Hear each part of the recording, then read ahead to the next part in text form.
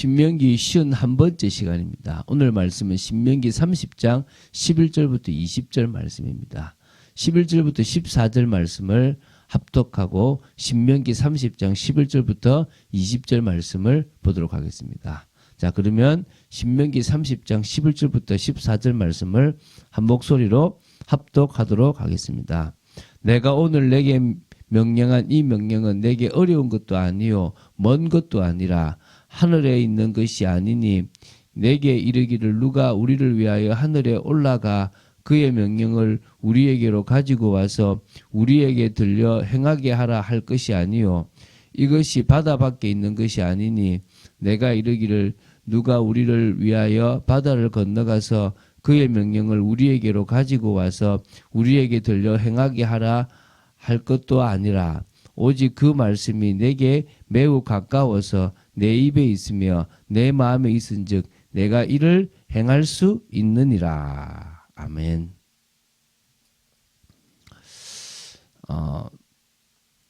오늘 조금 율법에 대한 새로운 이해가 좀 되어지는 시간 되기 바라고요. 여러분 마음에 하나님의 마음이 이해되어지게 되기 바랍니다. 자, 오늘 신명기 30장 뒷부분을 볼 겁니다. 바로 11절부터 20절까지 내용이죠. 이걸 두 부분으로 나누어 볼 건데요. 첫 번째 볼 게 뭐냐면 11절부터 14절이에요. 오늘 제가 읽었던 건데요. 하나님의 율법에 대한 순종을 촉구하기 위해서 율법의 명령이 이스라엘 백성들에게 절대 어려운 것도 아니고 저 멀리 있는 것도 아니고 충분히 이스라엘 백성들이 지킬 수 있다는 사실을 지금 설명하고 있습니다. 하나님은 사실 구약에도 믿음을 가지고 있다면 지킬 수 있다는 사실을 강조하고 싶은 겁니다. 그리고 믿음 안에서 지킬 힘을 주시겠다는 것도 사실인 거예요. 이게 구약과 신약이 같이 연결되는 부분이거든요. 로마서 9장 31절 32절에 보면 이스라엘 백성들이 의의 법인 율법을 따라갔지만 사실은 율법의 그 마침에 끝에 이르지 못했다라고 이야기하고 있습니다. 그 이유에 대해서 그들이 믿음을 의지하지 않고 행위를 의지했다라고 바울은 결론 냅니다. 이게 무슨 얘기냐면 하나님은요 그 율법을 다 지키고 하나라도 흠없이 살아라 이런 개념의 하나님이 아니에요. 어떤 개념입니까? 그럴 것 같으면은 못 지키면 벌 내리고 지키면 하나님께서 정말 복 주실 것 같으면은 피제사를 왜 만들었습니까? 결국은 인간이 지킬 수 없음을 알고 그 죄를 해결하는 방법으로 피제사가 있는 거 아닙니까? 그렇잖아요. 그죠? 결국은 하나님만이 참신임을 믿고 그 하나님께서 하고자 하는 것이 우리에게 가장 유익하던 사실을 알고 그 말씀에 순종해 나아가라는 삶이래요. 그 말씀을 따라가라는 겁니다. 혹시 또 어긴 거 있으면 또 피 바르고 또 따라와라. 한마디로 하나님의 자리에 하나님을 주고 따라와라 이 말이에요. 너 다 지켜. 뭐 하나라도 지키면 죽어. 이 개념이 아니라니까요. 넌 나를 의지하고 믿고 와서 내 말씀을 따라와라 이 말이에요. 그래서 어떤 의미에서는요. 그들이 정말 믿음을 의지하지 않고 이 행위를 의지해 버린 겁니다. 행위를 의지하니까 결국은 하나님의 의에 이르지 못하는 겁니다. 그래서 만약에 이스라엘 백성들이 믿음을 의지하고 나아갔다면 그 진리를 알게 될 거니까 율법은 충분히 지킬 수 있는 겁니다. 하나하나를 모든 것을 613가지라고 되는 걸 다 지키라는 게 목적이 아니고 하나님을 믿고 의지하고 그 하나님이 사랑하는 사람을 너도 사랑해라. 이거를 따라가라 이 말이야 한마디로.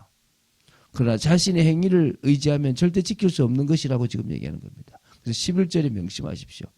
내가 오늘 내게 명령한 이 명령은 내게 어려운 것이 아니요 먼 것도 아니라. 여러분 오늘 명심하십시오. 구약에서도 십계명을 비롯해서 종교법과 도덕법인 그 모든 법은요 어려운 게 아니래요. 어렵지 않다니까요. 그 진리를 그래서 어찌 보면은 시편 1편에 것처럼요. 진짜 복 있는 사람은 여호와의 율법을 즐거워 그 주야로 묵상하는 사람이에요. 자 12, 13절 보면요. 하나님의 말씀은 하늘에 있거나 바다 밖에 있는 것이 아니라고 하는 겁니다. 하나님의 말씀은 난해하거나 모호하여 인간이 이해하지 못할 것이거나 인간의 생활과 동떨어져서 인간이 행하기 어려운 것이 결코 아니라는 말씀입니다. 14절이 뒷받침해 주고 있지 않습니까? 그 말씀이 내게 매우 가까워서 내 입에 있으며 내 마음에 있은즉 내가 이를 행할 수 있느니라고 분명히 지금 말씀하고 있습니다. 여기서요, 네 입에 있으며 네 마음에 있다는 표현은 나중에 로마서 10장 8절에도 이 말씀을 인용하는데요. 바울이요, 하나님께서는 말씀으로 그의 백성과 함께 계시며 이스라엘 백성은 이 신명기의 말씀대로 그들의 입과 마음에 두어 율법을 암송하고 묵상하고 또 그 뜻을 진짜 알고 그 의도를 알고 믿고 순종하면 된다는 거예요. 그럼 충분히 지킬 수 있다는 거예요. 항상 명심하시고 율법은 자신의 행위로는 절대 다 지킬 수 없는 것임을 기억하시기 바랍니다. 오늘 여러분에게 그런 은혜가 있고 하나님의 사랑이구나라는 사실이 깨달아지게 되기 바랍니다. 자, 다음으로 다음 볼 것이요 15절부터 20절입니다. 순종에 따르는 복의 길과 불순종에 따르는 사망과 화의 길에 대하여 지금 말씀하고 있습니다. 하나님에 대한 올바른 믿음이 있다면 당연히 하나님의 말씀에 순종하는 것입니다. 그렇잖아요. 당장 현실은 순종할 수 없는 상황처럼 보이지만 하나님의 능력을 믿는다면 그 환경과 현실을 바꾸어서 역사하실 것이라고 믿고 또 그 말씀을 주신 의도가 하나님의 자리에 하나님을 두어서 하나님을 사랑하고 하나님이 정말 귀하게 여기고 절대 하지 말라고 생각되는 것을 안 하면 되는 거예요. 그래서 정말 그 말씀을 따라가면 되는 거예요. 그러면 하나님은 뭐합니까? 복 주시기를 원하시는 분이십니다. 여러분, 그래서 이스라엘에게 특히 애굽의 노예로 됐던 그 이스라엘을요, 출애굽을 시키고 구원하여서 당신의 백성으로 삼고 그 광야길을 인도하시고 늘 떠났던 그들을 다시 싸매고 회복시키시는 그 하나님의 사랑을 우리는 안다면 당연히 순종하고 당연히 그런 복을 받는 삶을 살아가겠죠. 자, 물론 사랑의 하나님은 분명하시지만 공의로우신 하나님이시기도 맞기 때문에 하나님에 대한 믿음이 없어 이 불순종하여서 우상을 숭배하고 악을 행하거나 죄를 짓는다면 하나님은 당연히 벌을 내리시고 저주를 주실 수밖에 없다는 사실을 알아야 되는 거예요. 그래서 16절은요. 명령에 순종할 경우 받게 될 복의 내용입니다. 곧 내가 오늘 내게 명령하는 내 하나님 여호와를 사랑하고 그 모든 길로 행하며 그의 명령과 규례와 법도를 지키라 하는 것이라. 그리하면 내가 생존하며 번성할 것이요 또 내 하나님 여호와께서 내게 가서 차지할 땅에서 내게 복을 주실 것입니다. 여러분 정말 하나님을 사랑하는 그 마음이 있다면 그분의 사랑에 대해서 동일하게 표현하고 응답한다면 저와 여러분은 그 축복을 누릴 수 있는 겁니다. 17절 18절은요. 명령에 불순종하여 우상을 숭배할 경우 받게 될 사망과 화에 대한 내용이라고 보시면 됩니다. 그러나 내가 만일 마음을 돌이켜 듣지 아니하고 유혹을 받아 다른 신들에게 절하고 그를 섬기면 내가 오늘 너희에게 선언하노니 너희는 반드시 망할 것이라. 너희가 요단을 건너가서 차지할 땅에서 너희의 날이 길지 못할 것이니라. 여러분 정말 하나님께서요 하나님의 자리에 우상을 두는 것을 싫어요. 하나님보다 더 저 존재가 나한테 복을 준다고 생각하는 자체가 잘못이에요. 그리고 그 속에서 그가 원하는 그 우상이 원하는 악행 절대 하면 안 되는 것들을 하게 되면 당연히 망한다는 거예요. 하나님이 참신입니다. 하나님 외에 다른 신이 없어요. 여러분 이게 가장 핵심이에요. 여러분 하나님의 자리에 하나님 안 두면 되고요. 또 하나님이 복되고 사랑하는 그 사람을 귀하게 여기야지 내가 화가 난다고 죽이거나 진짜 나쁘게 해가지고 그것을 뺏어가거나 이게 결국은 하나님께서 벌 내릴 수밖에 없는 일이라는 거예요. 자, 그래서 19절에 보면요. 내가 오늘 하늘과 땅을 불러 너에게 증거를 삼노라. 지금요, 하나님이 이 스케일 보십시오. 하늘과 땅을 불러, 야, 너희들 증인돼.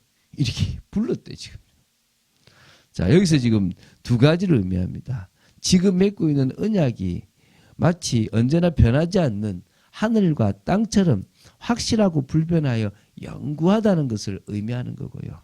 그 다음에 그 두 번째는 이 언약 체결이 전 우주적인 관심사가 될 만큼 중대한 사건이라는 점을 나타내기 위한. 하늘과 땅에서 가장 중요한 게 이 일이야. 내가 그들을 만들어 놓고 그들을 증인으로 삼을 정도로 이 언약만큼 중요한 게 없다는 거야. 아무튼요, 이처럼 하늘과 땅을 의인화 표현은 구약에서 종종 나타나는데요. 그 정도로 이 하나님이 주시려고 하고 인간, 특히 이스라엘과 맺어진 언약은 중요하다는 거예요. 이스라엘 백성들은 20절에 있는 말씀처럼 하나님 여호와를 사랑하고 그의 말씀을 청종하며 또 그를 의지하라고 하신 말씀을 믿고 순종하면 됩니다. 그러면 되는 건데요. 그런데 그것을 못하는 거죠. 순종했다면 당연히 생명이 길었을 것이고 또 장수했을 뿐 아니라 아브라함과 이삭과 야곱에게 약속하신 땅에서 계속 거주할 수 있다는 거예요. 그런데 하나님이 안 좋아요. 그냥 뭐요? 자기가 좋은 거야. 자기를 위해서 필요하다 싶은 것들이 신의 자리에 주기도 하고 또 자기의 육체와 마음이 원하는 것을 채우고 싶은 거예요. 결국 사단에게 속는 거예요. 오늘 저와 여러분이 답내는 시간 되기 바랍니다. 오늘 정말 율법이라는 것은 우리를 멸하기 위해서 주신 게 아니고요. 물론 사실은 율법을 통해서 우리가 죄인임을 깨달아야 되는 부분도 사실은 있습니다. 그러나 사실은 우리가 그분을 향한 믿음이 있었다면 충분히 지킬 수 있는 말씀이라는 사실을 기억하시기 바랍니다. 하나님은 그런 하나님이십니다. 오늘 이 사실을 기억하는 여러분 되시기 바랍니다. 이 은혜를 받은 전문인이라면 그 전문 현장에서도 하나님의 사랑과 하나님의 뜻과 공의를 이룰 수 있는 그런 은혜 받은 전문인으로 설 수 있다는 거예요. 그래서 그 현장에 흑암을 걷어내고 그 현장의 갈등과 문제를 정말 제거해서 그 자리에 하나님이 가장 높다는 사실과 그 자리에서 하나님의 사랑하시는 사람들을 위한 일들을 할 수 있다는 거예요. 그리고 뭡니까? 사람들을 도와 나가면서 진짜 그곳에서 새 생명의 일과 또 제자를 세우는 일과 정말 그게 계속 하나님의 나라가 임할 수 있도록 시스템을 만드는 일을 할 수 있다는 거예요. 오늘 그런 의미에서 마태복음 6장 33절이 얼마나 중요한지를 여러분이 좀 이해할 수 있을 거라 생각됩니다. 오늘 그런 은혜가 여러분에게 넘치는, 그래서 오늘도 그 걸음을 감사와 기쁨으로 걸어가는 여러분 되시기를 주 예수 그리스도의 이름으로 축원드립니다. 주는 그리스도시요 살아계신 하나님의 아들이심을 고백합니다. 어떤 의미에서 이 구약과 신약 전체를 관통하지 못하면 이런 말씀 자체를 이해할 수 없을 거라 생각합니다. 근데 이 신명기만 계속 봐나가도 하나님의 마음을 알 수 있겠습니다. 그 말씀을 묵상하면 그 진의와 그 뜻을 알 수 있다고 저는 믿습니다. 아버지, 부모의 마음만 조금만 알아도 우리가 지킬 수 있는 것이 이 말씀인 줄로 믿습니다. 하나님, 오늘 그런 은혜 속에 있는 저희들 되도록 지켜주시고 하나님의 뜻을 이루기를 간절히 소원합니다. 주 예수 그리스도 이름으로 기도드립니다. 아멘.